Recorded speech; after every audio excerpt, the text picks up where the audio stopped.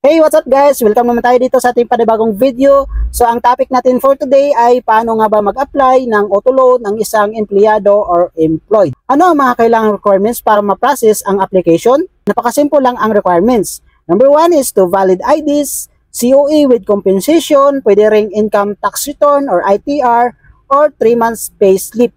Alright? Ang tanong, okay lang ba kahit wala akong comaker?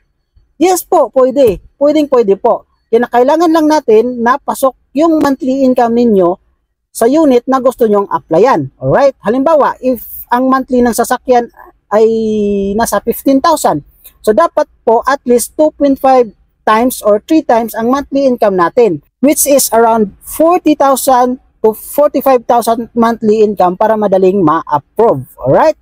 Pero kung hindi naman pasok ang monthly income natin, pwede pa tayong mag-add ng comaker na immediate family member, kagaya ng magulang, kapatid, pwedeng live-in partner or common law, wife or husband. Make sure lang ang pipiliin natin na comaker ay may sapat na documented income. Alright?